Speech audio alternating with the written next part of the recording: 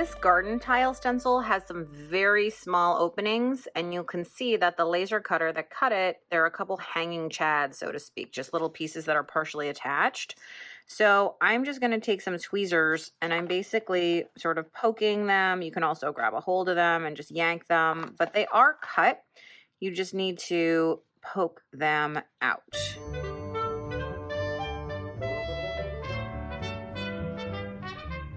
And there you go, just took a few minutes and now all the little tiny pieces have been poked out and my stencil's ready to use. And of course, I only have to do that the very first time.